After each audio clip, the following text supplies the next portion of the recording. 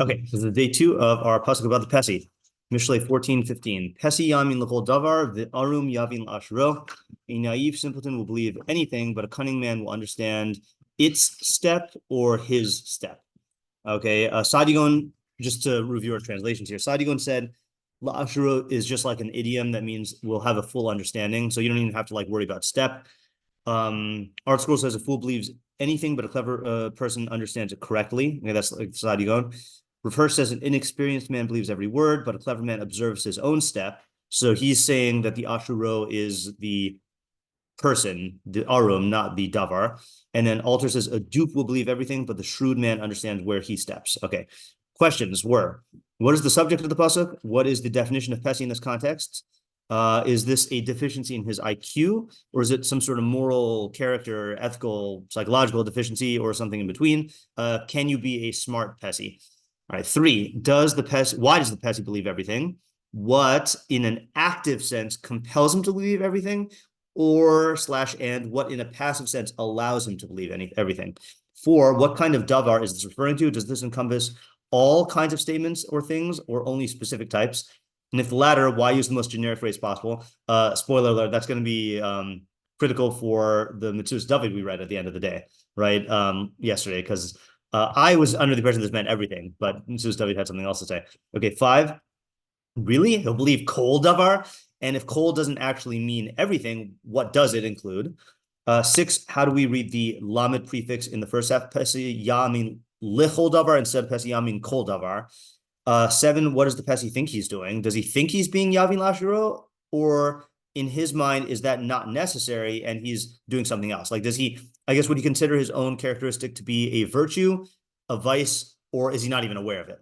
8, what is the definition of Arum? In this context, 9, why and how does the Arum understand his step? 10, what is meant by la'ashiro? 11, who is the possessive in the la'ashiro referring to? Is it his step, the Arums? Is it his step, the Pesis? Is it a third party, or is it the davar?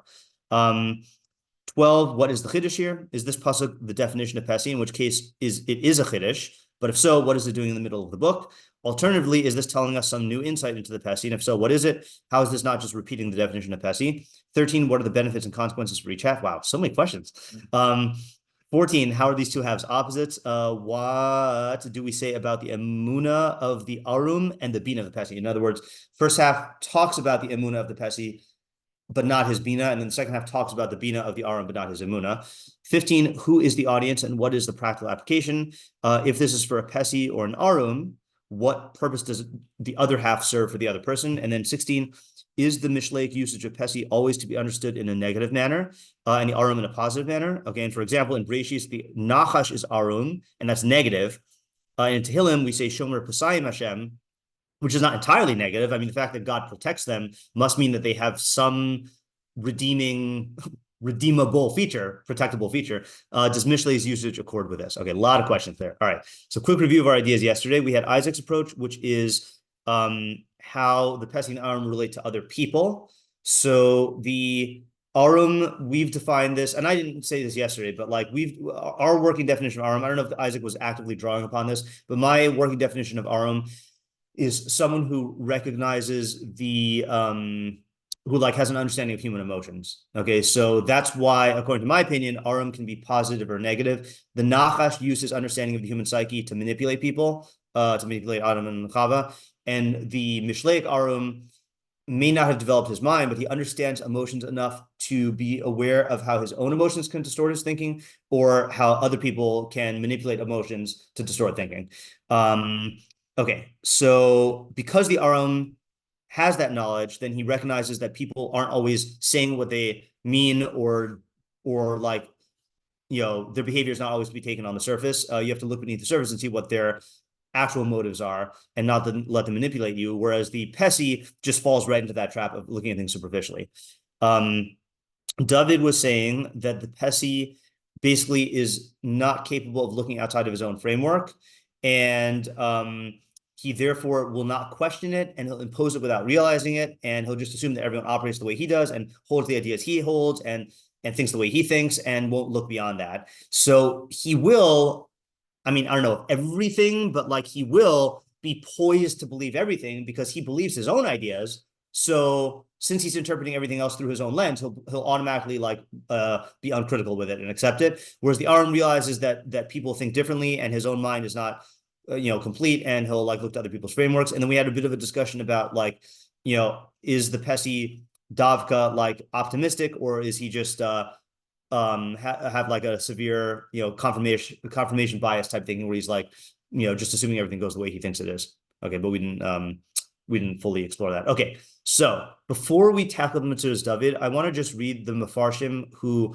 take similar approaches to what I guess it's not really similar to Isaac and David, but these are I think there is a standard interpretation of this pasuk. So we're gonna read it in several places, none of which are in your packet. Or sorry, no, first two are not in your packet. So the Radak says, Pesi yamin l'chol davar, hapesi hu ma'amin l'chol mash yomru lo. The Pesi will believe anything that they tell him. Lefi she'ein lo seichel lahavchin bein ha'emes v'hashakar, because he lacks the intellect to differentiate between the true and the false. Navon, but the understanding person, Yavin l'nesiv oso hadavar, will understand the path of that thing. So he takes la'asharu as the thing, imhu emes v'im sheker, whether it's true or false. Now hold that thought while we read the Rabag, who is here. Pesi yamin l'chol davar. Hine ha'ish ha'pesi yamin l'chol davar. So the Pesi man will believe every thing. Ulazeh yispate l'chol hadavarim, and that's why he will be duped by everything. Mizulas his bonanus, without understanding. Imhu roy lasos kain, without understanding whether it's proper to act like this, imlo or not. Mizulas his bonanus b'drachim haruyim lihagia al hatakli sahu, and without contemplating the proper ways to arrive at that outcome. Ulam, however, hachacham, the wise man, yavin la'ashuro, will understand la'ashuro imhu roy imlo ube'eze derech yagia elav. He'll understand if it's roy or not, and how to get there, the ends and the means. Now, did you notice anything about the Radak and the Rabag, the way that they talk about the second half? Yeah. Yeah, the first one, the Radak said Navon, and the Rabag said Chacham. Exactly, right? So the Radak says Navon, and the Rabag says Chacham, which shows why it's very important to ask this question every time. What is the definition of Pesi in this context, and what is the definition of Arum in this context? Because just like we've seen that the tzaddik in Mishlei, really all the terms in Mishlei, I've said this many times, sometimes they're used in a technical jargony sense, but sometimes it just means the smart guy, or the Mishleikly, good decision maker. So he does not even I doubt they're saying that Arum always is synonymous with Chacham and Navon, because then you wouldn't need the word Arum. But he means here, it just means someone who thinks. Yeah. One other thing also when you're reading the Radak, thinking about Arum here. Yeah. Okay, it's I didn't pick up the episode, but the being when we talk about Bina and being Devin Davar and talk Davar. Yeah. And at the very least, I think one thing I've been missing yesterday, there's between Peti and Arum here. Peti is specifically not saying that there's anything deeper here, and he's not understanding something from within something and then making more inferences and thinking deeper. He is just looking at simply the surface value. Right. And as far as I know, a little bit we talk about the difference between Navon and Chacham. Right. That Navon is specifically looking deeper into things, whereas Chacham will have without having the Chacham won't have taken those extra steps to get into there. So right. So what are you saying is I'm also understanding that as the two opposites here. That right. Peti is specifically not looking into things and making inferences and digging deeper. Yeah. Versus the Arum, the opposite that is being talked about here. Okay, that's good. Digging deeper. All right, that is good. And then where would you put the Chacham compared to the? We know the Chacham compared to the Navon. How would you compare the Chacham to the Pesi? I mean, still on the Navon side. He seems to be. It is interesting because he seems to then, at the very way that I'm saying it. Yeah. Making similar moves to the Peti, and as far as he's not going deeper in the way the Navon is going deeper, but he's definitely way on the yeah, good thinking side. Right. So I haven't thought about that. Okay, no, that's that I haven't thought about it either. That's why I'm asking it. Yeah, Isaac. So I think if the Chacham is presented with a situation that matches with something that he's learned about before, yeah, then he'll be able to recognize it. Right. So let's say the difference with the Chacham and the Navon is that if he's in a situation where he doesn't recognize the way that people are acting, yeah, he doesn't recognize what phenomena that is, yeah, then he's not going to be able to figure that out. Yeah. without someone external telling him. Right. Okay, good. So that's how I would put it as well, which is that the Navon, like David said, seeks depth beyond what he knows. Okay. The Chacham seeks depth, but only within the parameters of what he knows, because he's not capable of arriving at new depth, and the Pesi doesn't seek depth at all. Right. I think that'd be the three.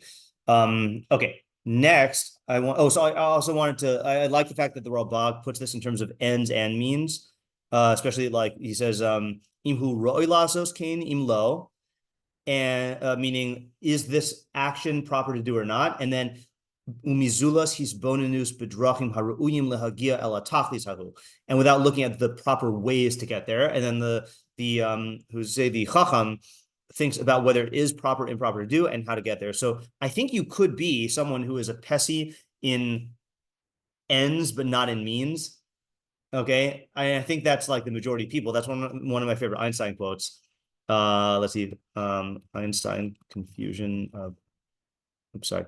Perfection of means and confusion of ends seems to characterize our age. So you got a lot of people who spend a lot of time thinking about how to optimize within certain goals, but they just never question the goals. They just accept whatever goals, society tells them, or whatever they were raised with, or whatever their religion tells them, So I think you could be a Pesi in ends, but not in means. And I think it's much harder to be a Pesi in means, but not in ends. In other words, someone who philosophically really thinks out what their life is all about, and then just like throws themselves at it without like thinking about how to get there, although it is possible, there are people who are just not, don't really think deeply in terms of decision-making. I guess, let's put it this way. To the extent that you don't learn Mishlei, which is about means, then you are prone to Pesi-like thinking, even if the ends are clear to you from your own study. Yeah. Okay. Yeah. Oh, yeah. On December 10th, right. 2018. What was that? On December 10th, 2018, Einstein posted that. Oh, very nice. Okay, I'm glad he has a LinkedIn account. Yeah. He needs connections to go up in the world. Yeah. Yeah. Okay. That's perfection of means. Right. Okay. Now, my favorite commentary on this, and the one I always quote, is the Meiri. Okay. So he says, Pesi yamin l'chol davar v'arum yavin l'shuru. Amar shapesi yamin l'chol davar sheyishma. Pesi will believe everything he hears. Im efshar im nimna im karov im rachel. Whether it is possible or impossible, whether it is likely or unlikely. I think that's what he means by karov and rachel. The Arum, which he translates as hamischakim b'da'ato, one who makes himself wise with his own mind. Now that sounds like a navon, right? Yavin la'ashuro klumar l'mitza'ado. He will understand its step. I think he's to say it's a mashal. Shishchakim ba'atmo al davar nishma, meaning that's a phrase that says that he will apply chachma himself to the thing that he hears. So he's saying la'ashuro to the thing. Im efshar im nimna im karv im rachel, to see whether it is possible, impossible, likely or unlikely. V'chachmei musar amru im hamasapir pesi yihi hashomea pikeach. I don't quite get that, saying if the speaker is a pesi, then the shomea should be a pikeach, should be clever. I mean, I think the shomea should be a pikeach no matter what. But I guess especially if the person is a pesi who's telling you the thing, who's uncritically accepts things. I think it's if the speaker's a Pesi, take what he's saying with a grain of salt. Exactly. That's like right. Saying, Yeah, right. I mean, you should always say a thing with a grain of salt, but saying especially if the guy who's reporting it is a Pesi, because he'll just accept it uncritically. Yeah, that's like good social media advice, right? Like, people forget that the person who shares stuff, you need to see whether they uncritically share stuff, or whether they will only share something that they actually think about. Yeah. But I think too that, as much as you should be thinking critically all the time, if you're hearing something from, I think as you're saying, like a Rav or something like that, something is reputable. I think it's easier to accept an idea that is either spoon fed to you, or if you don't understand it, to still accept it. Yeah. As you're saying. Yeah. And then I also think there is a certain other type of criticality and thing that is necessary when you're listening to someone who's not smart. Yeah. Which is someone's seeing what they're doing and to think and strike to the opposite. Yeah. Right. Where you're seeing someone's doing something really dumb. This is how I don't want to live. What did they do that then? Oh, I'm in Kyushi. Looking at them hearing what they're saying and critically evaluating that to extrapolate to the opposite. Yeah. But I think you're not doing when you're hearing someone saying a good idea. That's Right. a different type of criticality. That's true. That's true. You're also reminding me, by the way, because you framed it as not smart. I wanted to point out again that the Ralbag, no, not the Ralbag, the Radak specifically said, Ein lo seichel lahavkin. He puts it as intellectual deficiency. Okay. My conception of the Pesi is much more of a moral or a character deficiency, that he might be very smart but he shuts off, like you were saying yesterday, like he shuts off criticality in a certain area. It might be that he also lacks intelligence, but I'd say like the defining quality is that he is he just doesn't look beneath the surface. Like, in other words, let's say you got a guy who is not smart, but he does say, whoa, I'm not going to uncritically accept that, even though I don't have the ability to figure it out on my own, And the raya for this, I think, also is that I think, like many Mishlei archetypes, I think I once used the phrase, everyone has a pintala Pesi in them, some people more than, some people's like a bonfire, but not just a spark. But people can be selectively Pesi, or not selectively, but Pesi in certain areas and very smart in other areas. I'm going to pause the recording. Like a good example of a really smart person who was a Pesi in certain areas was Aristotle. Right? No one's going to say that Aristotle was dumb, yet when it came to certain claims about the physical world, then he just assumed that the phenomena was so simple that he didn't even need to check it out. Like, what's the famous example with the teeth? Right? Was it? Hold on a second. I think this was Aristotle. Was it women and teeth? Yeah, it is surprising, therefore, the great philosopher Aristotle claimed that, yes, indeed, women have fewer teeth than men. Okay, right? Like, he just didn't say, honey, can you open your mouth for a second and let me just count? So I think that's like a type of pisaius that stems from intelligence of like, I don't need to look beneath the surface because things are just going to automatically accord with the way I think, Yeah, I think. Just thinking about this, we said about if the speaker's Pesi. Yeah. I think you find this with let's say you're talking to someone, they quote a Gemara. Yeah. And you're like, well, that's weird, but it's like the person quoted a Gemara, so most of what they're saying is accurate or reputable. Right. It could be they misread the Gemara, right, quoting out of context. Yeah. Even though they quoted it accurately, but you'll have to understand it. Right. Yeah, that's a good example. Yeah. Here's another good example. Who else is a really smart Pesi is ChatGPT. Right. ChatGPT is very smart in terms of its operations, but will uncritically quote stuff and just accept things without checking it or whatever. Okay, fine. And then he goes on and he says, "V'im hayazeh ha'ara hamonis." If this is everyday insight. Roy l'chol maskil livchon b'da'ato masha roy lahamin ikra ha'inyan. It's proper for the maskil, for the intelligent person, to test or discern with his mind whether something is proper to believe. Essentially, yeah, David. Even with an ayin here. What was that? Even with an ayin here. Even with an ayin here. The word the aim. V'im. Oh, sorry. V'im. Oh, sorry. Yeah. V'im heyos zeh ha'ara hamonis, and with this. Then there's also I don't know, I still don't quite know what he means by ha'ara harmonious. Usually he contrasts it with the ha'ara tori'is, with a Torah lesson versus a everyday lesson. Yeah. I also I think this would be a good time. Yeah. Why did you say mushal? What was the mushal? The word footstep. Oh. Yeah. I think mushal would be better translated as figurative speech here, Yeah. Oh, yeah. Now here, I think would be a good time to think about the Metzudas David. Okay. Metzudas David says, "L'chol davar l'divrei lashon hara hane'amar lo," to words of lashon hara that are said to him, and la'ashro is the darcho ha'amitis, to his true way. Rotz lomar la'amitas ha'inyan. Okay. And then Rashi similarly says, Yamin la'anshe rachel. He believes gossipers. But navon, he says navon. Oh my goodness. Okay, here's an example of, like I was saying before, that there are different girsaos of Tanakh, right?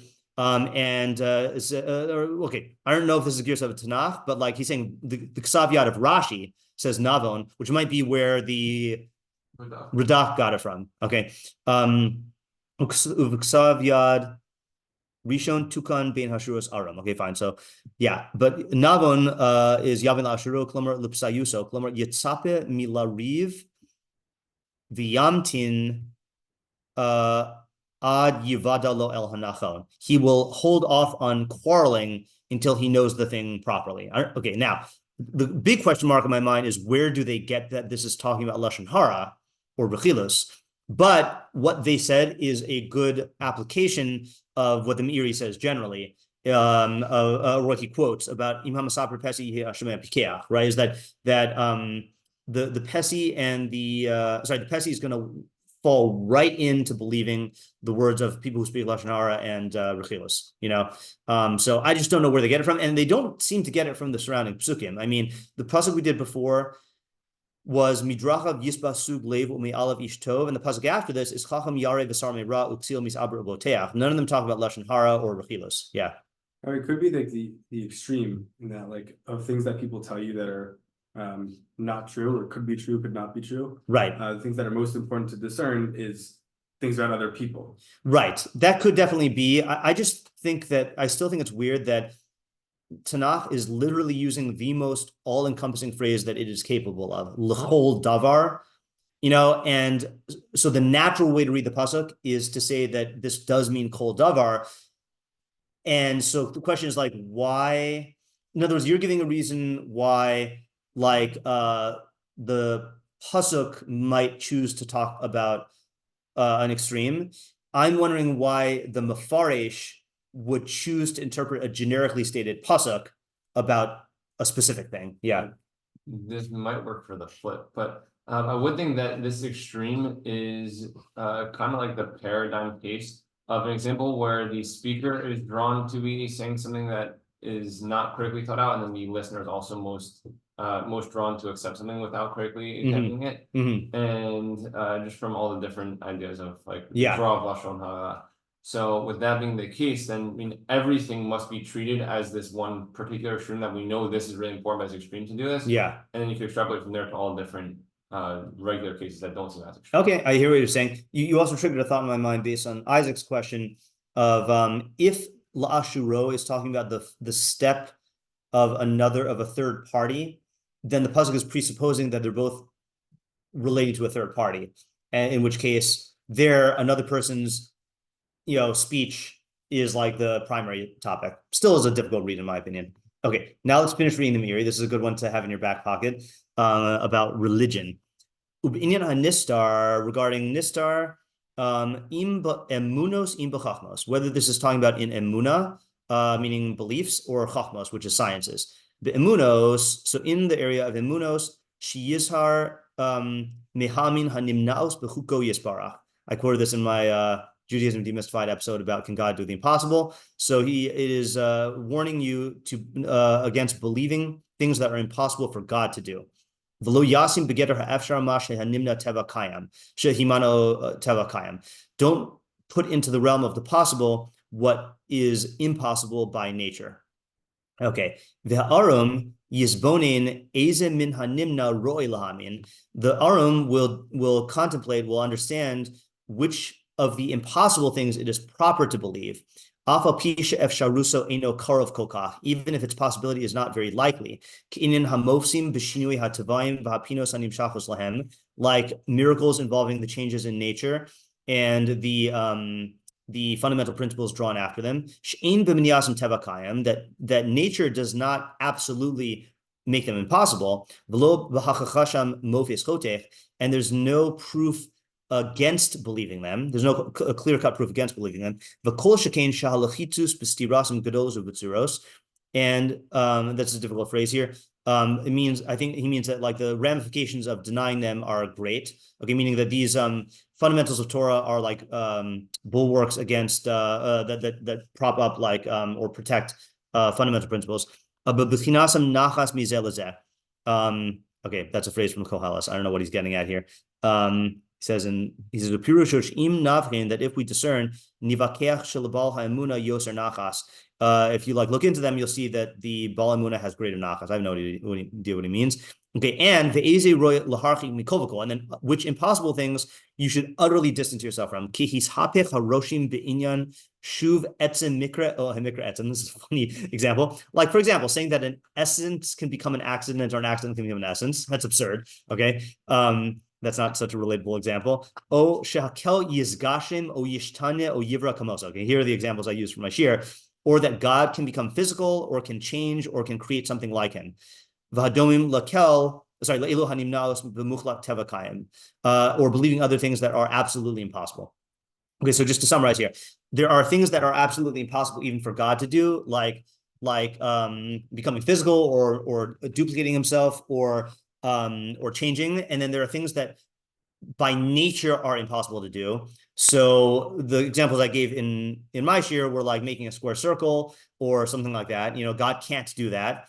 And then there are things that are impossible naturally, but God can make them happen, like miracles. Okay, and if you want more elaboration, then listen to my Judaism Demystified second episode. Don't know what day it was. Okay, uvachachmos, and then in sciences, bamesh ein tzad emuna talibo, in scientific areas where the emuna is not dependent on it, lihischayv ha'amanas mitzad ha'iyun, to necessitate believe in it based on analysis. Okay, for example, k'mitzias hashade v'hadarasa, like the existence or non-existence of demons. Right, so that's an example of he's saying is, first of all, the very fact that he categorizes this as a scientific matter, not a religious matter, means that it was a question back then: are demons actual creatures that exist, or are they not? And he's saying there's no, unlike miracles, which are a belief that pertain to science, but emuna is dependent on them. Meaning fundamentals of Torah are dependent on them. Believing or not believing in Shadim is not something that the fundamentals of Emunah are dependent on. So that's in the realm of science. So I think this is talking about atoms. That this was a I know it sounds like he's saying the splitting of an atom, but meaning I think this is the like Lucretius and Democritus, or Democritus, however you say it. The theory that everything is made up of indivisible particles. Okay, I think that's what he means. The existence or non-existence of emptiness. Okay, the void, I guess. I think he'etak here is Gilgul. Okay, I think it's transmigration of the souls. No, we're not. Oh, not according to footnote, that's not what it means. Oh, that'd be cool. The footnote says the movement of the elements of the world, the foundations of the world, the elements. Okay, I'm not sure. I'm not sure what that is. The relationship between animals and plants. Okay. Or they didn't know about fungi, right? So, where do you exactly draw the line between animals and plants? Okay, the components of the soul and its existence, ushar dvarim niskalim, and other foolish matters, chashvum ktsas hakudumim dvarim amitim, which the the former generations thought were true. That's the same pasuk that the Rambam quoted about the first group, is that if only they would be silent, and that would be considered their chachma. Okay, so you got to apply this nowadays also, and it's interesting because there are certain things I think that people used to view as religious matters, but now they view as scientific matters. And you may even have the Rishonim classifying something as science and thinking it's like obviously true, and then religion and thinking it's obviously true, and now we know that it's not. Like, let's say the intelligence of the spheres, the Gogan, the celestial spheres. That's something that like all the Rishonim believed, and it was wrapped up in their metaphysics. But now we know that the spheres don't exist and don't have intelligence, and it's false, and it's foolish. Yeah. Again, just talking here, I was talking about this a couple of weeks ago. At the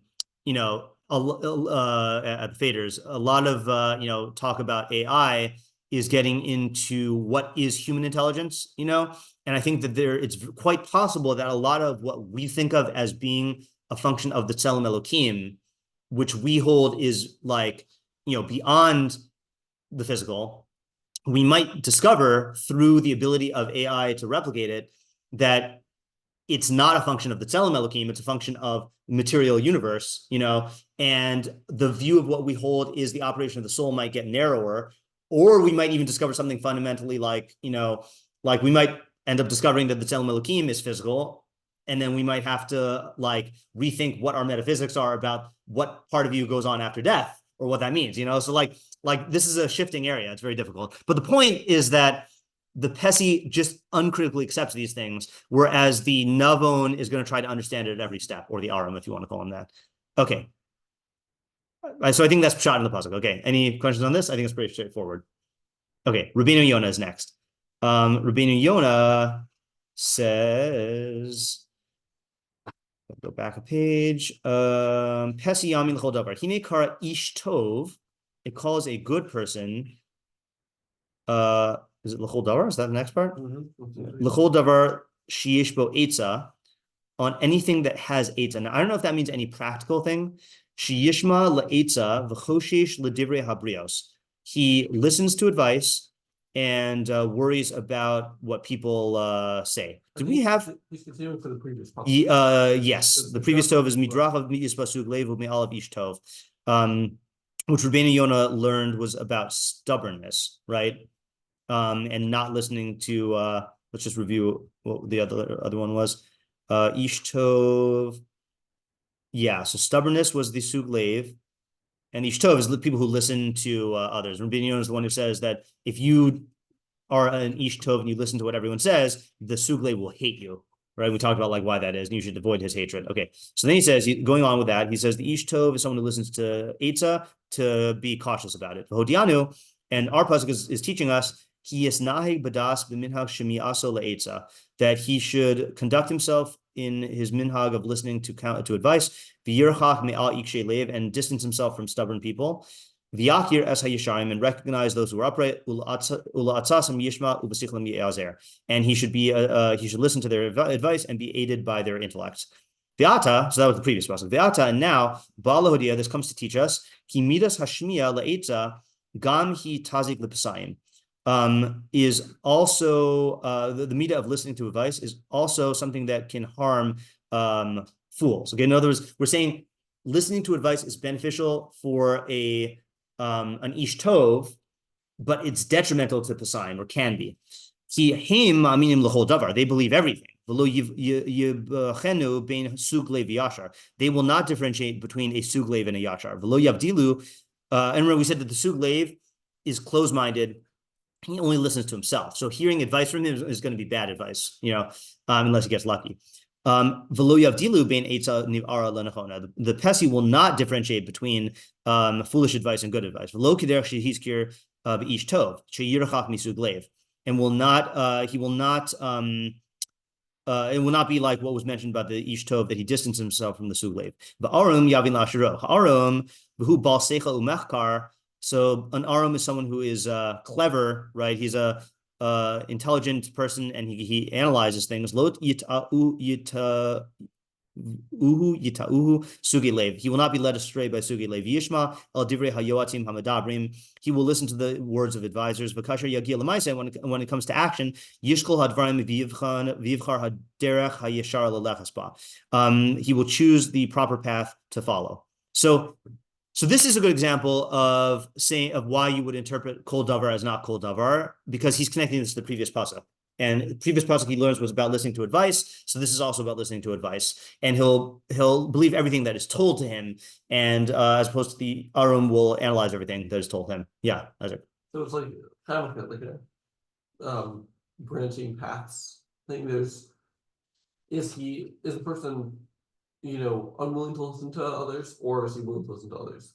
And then within listening to others, there's another pitfall, which is, are you listening to only the right people? Yeah. Or are you listening to? Okay, that's a good way to frame it. We're going to read the Malbim in a second, and he might have a different way to frame it, but that's definitely how Rבינו Yona is presenting it. Yeah. Side methodology point here.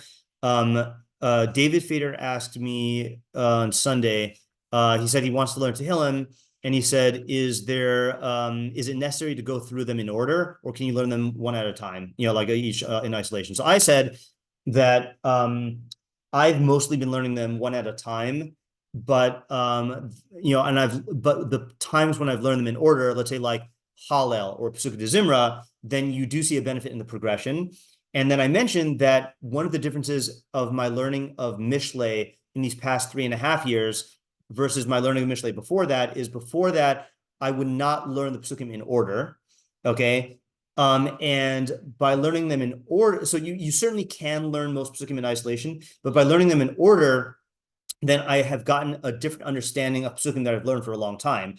And this is a perfect example of that, where I've learned this Pasuk a lot, but I've never learned it after learning the previous one. And you see that the meforshim are learning it in conjunction with the previous one, so like that influences their interpretation. And number two is you see the first half of this Rבינו Yona we read is really just commentary on the previous pasuk. So you might miss out on what certain meforshim are saying if you only learn it in isolation. Like Rבינו Yona just recaps and expands on the previous pasuk. Nothing about the first half of this Rבינו Yona was about our pasuk, intrinsically. So that's just a little methodology point. Did you want to say something else? Yeah. Yeah, this might be jumping ahead. Oh, okay. Also because we're having a break. Okay. I think it might be that the next pasuk is the next part of the person. There's whether a person is open to advice. Yeah. Then there's listening to the advice, and then I think the next one might be acting on the advice. Okay, so you've just persuaded me to make a decision, which is that I was going to skip the next pasuk in our morning Mishlei this year, because the next pasuk is literally the pasuk I've taught the most in all of Mishlei, because that's the first pasuk that I teach all my students. Okay, and in fact, I was asked by in a Q&A, one of my 11th graders asked me, what's your favorite Mishlei pasuk? And I said, I can't say that this next one is my favorite Mishlei pasuk, but it's definitely the one that if I had to pick one Mishlei pasuk to like be representative of all of Mishlei, it's the next one. And I was just going to skip it and say, listen to all my shiurim about it, but maybe we should look at it in conjunction, even though we have this annoying intervening break in between. Yeah, so hopefully you remember that. Okay, next I want to go to the Malbim, who's not in the packet. Malbim says, so if you remember, the Malbim has been on a little series of his own here. He has learned that we're talking about the Evilim and the Leitzim and the Ksilim when it comes to learning and developing your like relationship with Chachma. Okay. And he says here like this: Pesi yamin l'chol davar v'arum yamin l'shiro. After speaking about the ksil and the avil, shehim atzmam libam nukvam, that their hearts themselves provide conflict. Okay, and I believe he said that the one of them it has true skepticism and conflict, and the other one really just is a bal taiva, and the taiva creates cognitive dissonance with what he's learning. Okay, but the point is that they're in conflict. Ve'inam betuchim b'darham, they are not secure in their paths, okay, because of that conflict. Omer shel'uma zeh ha-pesi, on the opposite extreme is the pesi, okay, shegdero mishi shechaser da'as umispate ki yona pote ein lev, that he is like, his definition is someone who lacks knowledge, and he's like this must be a phrase from pasuk, a duped dove who has no mind. Okay, are doves particularly? I guess they're trainable. Very intelligent. Oh yeah, but I think they're trainable also, right? Like that's why magicians. That's the carrier pigeons and magicians as well. They're very like trusting. Docile, trusting. Yeah. Okay. All right. That's what he thought. Is at least maybe he was a Pesi when it came to that. Yeah.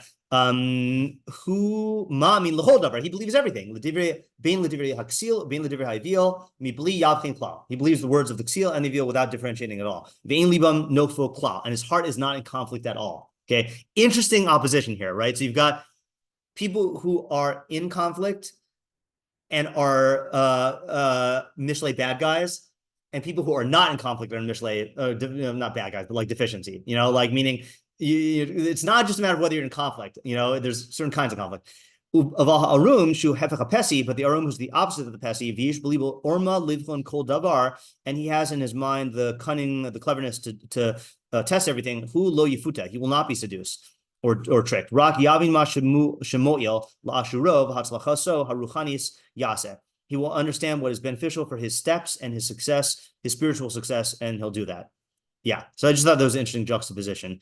One more thing I want to do here, Rבינו Yona on the Pesi in 1:5, which you don't have in your packet. No, 1:22. So we've read this before as well, but while we're here, we might as well reread it. So this is really where he defines the Pesi. So he says, Psaim anashim shem chalushe hadas v'niftim l'divrei hamasisim umatim. Psaim are men who are people who are weak-minded, who are seduced to the words of the enticers and people who lead them astray. V'chein bichlal psaim, included in the psaim, is anashim asher lahem deos mishabashos, are people with confused ideas. V'chein anashim shetaiva mishabeshes umatas derech. Also people whose taiva confuses them and leads them astray. You'll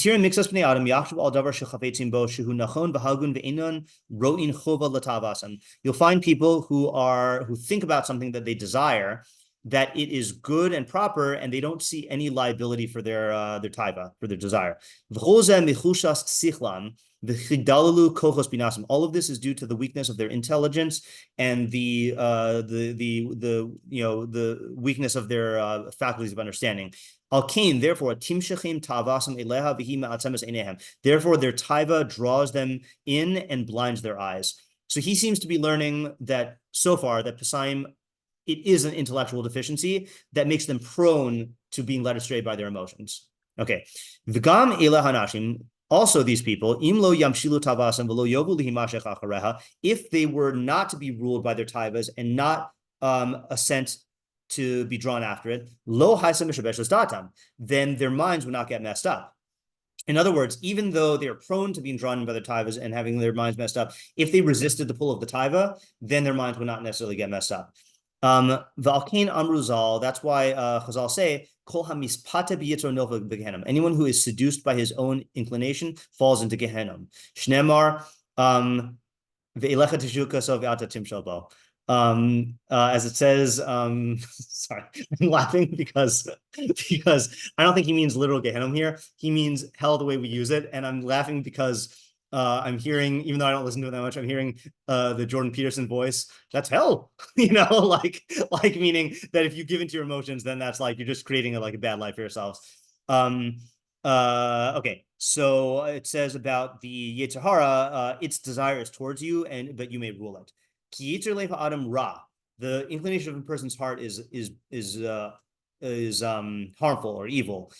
The shoel hadavar mimeno, and it demands things of him. Umishtoket shitin lo kol asher yishalu einav, and it yearns for him to give the yetzer everything his eyes ask for. The ein biyad, again, this is the CBT, cognitive behavioral therapy premise here. The ein biyad hayetzer lamalos tushukaso below haskamas hanefesh hamaskelas barayona. That the yetzer does not have the ability to fulfill a person's desire without the consent of the rational soul and its thoughts. In other words, he takes the firm position, can you act against your mind? Like, can you know one thing and then do something else? Or whenever you do something else, it's going to affect your mind and you have to rationalize it on some level. So he is taking a firm stance on that second side. That's why the rational soul is punished when it gives into the taiva. Okay, and then one more Rבינו Yona. I just want to, again, I know we're not analyzing that, but I feel like it's important to read these Rבינו Yonas here. Oh, did I not include it in this? Okay, let me just read the Rבינו Yona from the first Rבינו Yona on Pesi is on Mishlei 1:5. And there Rבינו Yona on Mishlei 1:4 says, well,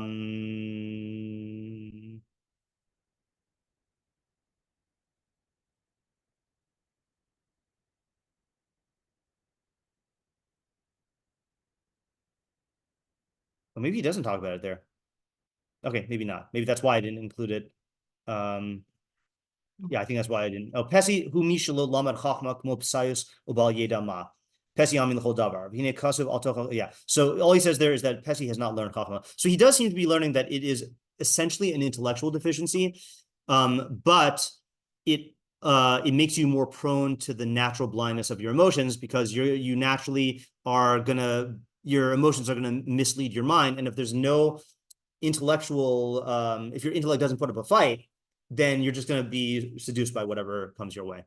Okay, that was a good new layers of the Pesi there. Happy about that. Okay, so we will continue Bli Neder this morning Mishlei shiur in February, I think, right? Because Yeshiva is on break for 2 weeks.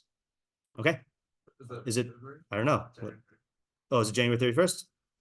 It is January 31st. Okay, fine. So one more in January. Yeah. Okay. All right. Yep. Have a good couple weeks. Yeah.